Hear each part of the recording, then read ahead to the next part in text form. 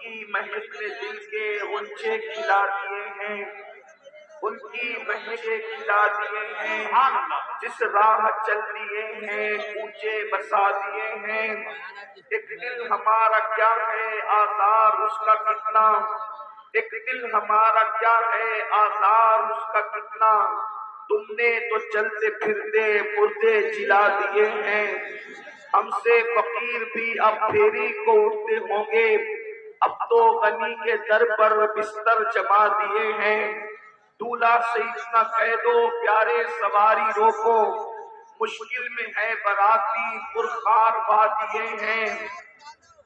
اور اللہ کیا جہنم اب بھی نہ سرد ہوگا، اللہ کیا جہنم اب بھی نہ سرد ہوگا، رو رو کے مصطفیٰ نے دریا بہا دیے ہیں۔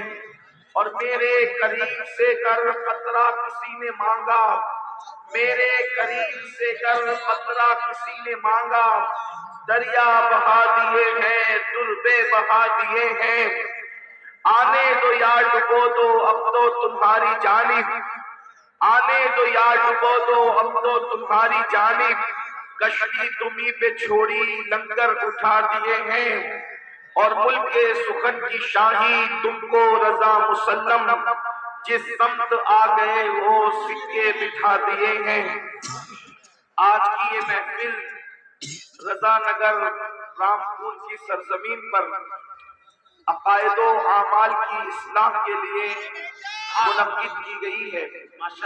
برادر گرامی قدر جناب حاجی ریاض احمد صاحب ہمارے عزیز ہیں، ان کی دعوت پر ان کی کاوشوں سے آج یہ محفل منعقد ہوئی۔ اللہ تعالیٰ ان کو اور آپ سب کو اپنی شان کے لائق بہتر صلہ اور بہتر جزا عطا فرمائے، آمین۔ دیکھیے کچھ دیر سننے کے لیے اور سمجھنے کے لیے آئے ہیں تو خاموشی کے ساتھ کچھ باتیں سن لیں۔ 98% مجمع بالکل سننے کے موڈ میں ہے، 2% لوگ ہیں جو ہر جگہ لوگوں کو پریشان کرتے ہیں۔ ایسے کچھ لوگ محفل میں آ جاتے ہیں، میری ان سے گزارش ہے اب کوئی کسی کو بیٹھنے کے لیے نہ کہے۔ کیا بات ہے؟ اس کی وجہ یہ ہے ہم کہیں گے بھی تو یہ بیٹھیں گے نہیں، اس کی وجہ یہ کہ بیٹھنے کے لیے جگہ نہیں۔ ظاہر سی بات ہے جب جگہ نہیں ہے تو انسان بیٹھے گا کیسے؟ تو اب جو جہاں ہے جس حالت میں ہے وہیں پر تھوڑی دیر گفتگو کو سن لیں۔ آپ نے کتنی محنتیں کی ہوگی یہاں کے علماء نے، یہاں کی عوام نے، بھائی ریاض نے، سب لوگوں نے ایسی محفلیں سجانے کے لیے بہت محنت کرنی پڑتی ہے۔ محفل تو 4 گھنٹے کی ہوتی ہے لیکن محفلیں سجانے کے لیے لوگوں کو مہینوں لگ جاتے ہیں۔ تو تھوڑی دیر کے لیے آپ سنیں۔ اللہ پاک کی بارگاہ میں دعا ہے کہ اللہ تبارک و تعالیٰ مجھے حق کہنے اور آپ سب کو حق سن کر اس پر عمل کرنے اور اسے عام کرنے کی توفیق عطا فرمائے۔ بہت دیر تک آپ کو امتحان اور آزمائش میں نہیں رکھا جائے گا، تھوڑی دیر انشاءاللہ آپ سے ہم گفتگو کر کے محفل مکمل کریں گے۔ آیہ کریمہ کے جس حصے کی تلاوت کی گئی ہے اللہ تبارک و تعالیٰ اس کے متعلق مجھے حق کہنے اور آپ سب کو حق سن کر اس پر عمل کرنے اور اسے عام کرنے کی توفیق عطا فرمائے۔ اللہ تبارک و تعالیٰ نے اپنے ایمان والے بندوں کو اور بندیوں کو 2 ذمہ داریوں سے نوازا ہے، 2 ذمہ داریاں سونپی ہے۔ اللہ پاک ارشاد فرماتا قُوْ أَنفُسَكُمْ وَأَهْلِيكُمْ نَارًا کہ اے ایمان والو اپنے آپ کو اور اپنی اولاد کو جہنم کی اس آگ سے بچاؤ، وَقُودُهَا النَّاسُ وَالْحِجَارَةُ کہ جس کا ایندھن انسان اور پتھر ہے۔ اپنے آپ کو بھی جہنم کی آگ سے بچاؤ اور اپنی اولاد کو بھی جہنم کی آگ سے بچاؤ۔ یعنی اے ایمان والے مردوں اور ایمان والی عورتوں، ایسے رستے پر تم خود بھی مت جاؤ جس کی وجہ سے تم جہنم میں جلو، اور اپنی اولاد کو بھی ایسے راستے نہ جانے دو جس پر چلنے کے بعد تمہاری اولاد بھی جہنم کا ایندھن بنے، اس لیے کہ ہم میں کوئی بھی ایسا نہیں ہے، نہ کوئی جن نہ کوئی انسان، اللہ کی مخلوق میں کسی میں بھی طاقت اور قوت نہیں ہے کہ وہ اللہ کے عذاب کو برداشت کر سکے۔ اللہ رب العزت کا عذاب بڑا سخت ترین عذاب ہے۔ بحیثیت مسلمان ہمارا عقیدہ ہے کہ مرنے کے بعد اللہ ہمیں اٹھائے گا، اور جب اٹھائے گا تو اللہ عدل فرمائے گا، انصاف فرمائے گا، اللہ حساب لے گا، ہر انسان کا حساب ہوگا، جس سے اللہ چاہے گا حساب دے گا۔ قرآن کہتا ہے اَيَحْسَبُ الْإِنسَانُ أَن يُتْرَكَ سُدًى، کیا انسان یہ تصور کرتا ہے کہ اللہ اس سے حساب نہیں لے گا؟ اللہ ضرور حساب لے گا، اور جب اللہ کے حساب کے اندر کوئی کامیاب ہوگا تو وہ جنت میں جائے گا، اور جب اللہ کے حساب میں کوئی ناکام ہوگا اس کا ٹھکانہ جہنم ہوگا۔ اللہ ارشاد فرماتا ہے ان الابرار لفی نعیم وان الفجار لفی جحیم، کہ ہم نے نیکوں کے لیے جنت تیار کر رکھی ہے، جنت اور جنت کی نعمتیں نیک لوگوں کے لیے ہے، اور اللہ کے نافرمان مجرموں کے لیے جہنم تیار کر رکھی ہے، جہنم کا عذاب ہے۔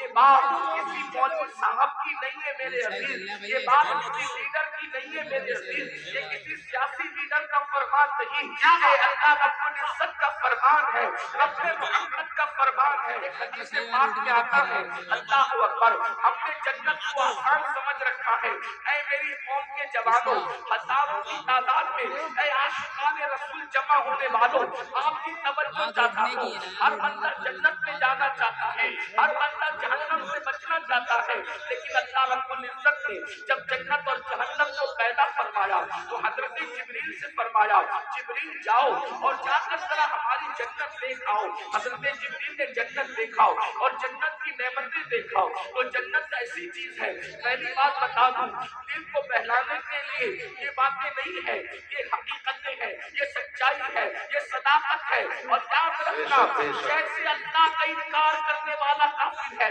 ویسے جنت اور جہنم کا انکار کرنے والا بھی کافر ہے، وہ مومن نہیں ہو سکتا، وہ مسلمان نہیں ہو سکتا۔ اللہ اکبر، تو یاد رکھنا دل کو بہلانے کے لیے یہ علماء کے قصے کہانیاں نہیں ہے، یہ خطیبوں کی من گھڑت باتیں نہیں ہے، بلکہ یہ اللہ کا فرمان ہے کہ جنت حق ہے، جہنم حق ہے۔ حضرت جبریل کو اللہ رب العزت نے فرمایا جبریل جاؤ ہماری بنائی ہوئی جنت دیکھ آؤ۔ حضرت جبریل نے جنت کو دیکھا، جنت کی نعمتوں کو دیکھا، اور دیکھنے کے بعد اللہ سے عرض کیا مولا تیری جنت کتنی خوبصورت ہے، تیری جنت کتنی حسین ہے، تیری جنت کتنی جمیل ہے، تیری جنت میں کتنی نعمتیں ہیں۔ مولا جو سنے گا یہ نعمتیں تو ہر بندہ جنت ہی میں داخل ہوگا، ہر بندہ جنت میں جائے گا، مولا ہر بندہ جنت میں جائے گا۔ پھر اللہ نے فرمایا جبریل ذرا جہنم بھی دیکھ لو۔ حضرت جبریل نے جب جہنم کو دیکھا تو جہنم دیکھنے کے بعد اللہ اکبر اس کے جو عذاب دیکھے، وہ شدت، وہ تپش، وہ حرارت، وہ ساری چیزیں دیکھی تو آپ عرض کرتے مولا جہنم میں ایسا عذاب ہے اب وہاں کوئی نہیں جائے گا، اور جہنم خالی ہوگی کوئی اس میں داخل نہیں ہوگا۔ پھر میرے اللہ نے فرمایا اپنے فرشتوں سے فرشتوں جنت کو مصیبتوں سے ڈھک دو، فرشتوں جنت کو محنتوں سے ڈھک دو، فرشتوں جنت کو تکلیفوں سے ڈھک دو، اور جہنم کو لذات اور شہوات سے ڈھک دو۔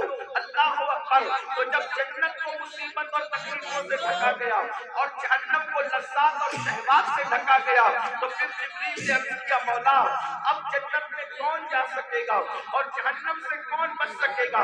یعنی جو راستہ جنت کی طرف جاتا ہے وہ مصیبت والا ہے، وہ تکلیف والا ہے، اور جو راستہ جہنم کی طرف جاتا ہے وہ راستہ لذت والا ہے، شہوت والا ہے، عیش ऐश वाला है, आराम वाला है। जैसे मिसाल के तौर पर अब यहाँ जितने बैठे हुए खड़े हुए लोग पूरी महफिल में शरीक है, मैं तवज्जो चाहता हूँ, राहे जन्नत के मुसाफिर बनना चाहते हो या जहन्नम के रास्ते पे चल रहे हो, खुद अपने आप में डूब कर फैसला कर लो। देखो सर्दी की ठंडी ठंडी रात है, रात का आखिरी पहर है और उसके बाद नरम नरम गद्दों पर आप लेटे हुए हैं, आसमान से शबनम बरस रही है, पूरा माहौल गुलाबी है। ऐसे में मुअज्जिन कहता है अस्सलातु खैरुम मिनन नौम, अस्सलातु खैरुम मिनन नौम। अब जो बंदा मुसीबत उठा करके उस ठंडी के मौसम में, उस ठंडी के माहौल में बिस्तर से उठ करके मस्जिद की तरफ जा रहा है, ठंडे पानी की तकलीफ उठा रहा है, नींद को कुर्बान कर रहा है, उसके लिए जन्नत की बशारत है। और जो नरम नरम बिस्तर पे लेटा हुआ है, जो नरम बिस्तर पर आराम कर रहा है, जो नरम बिस्तर पे सो रहा है, अल्लाहु अकबर, जिंदाबाद जिंदाबाद जिंदाबाद। कोशिश करें कि नारे की बजाय मेरी बात आप तवज्जो फरमाएं। नींद की तकलीफ उठाई, जिसने ठंडे पानी से वुजू किया और बिस्तर छोड़कर मस्जिद गया, मुसल्ले पर आ गया, उसके लिए जन्नत की बशारत है।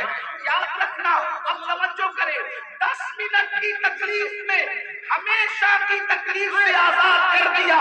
और जो बिस्तर पे फजर की नमाज में सोता पड़ा रहा और ऐश और आराम करता रहा, अब उसके लिए जहन्नम की आग है। बताओ अक्लमंद कौन है जो 10 मिनट की तकलीफ उठाकर हमेशा की राहत पाना चाहता है, या 10 मिनट सो करके जहन्नम की आग का ईंधन बनना चाहता है?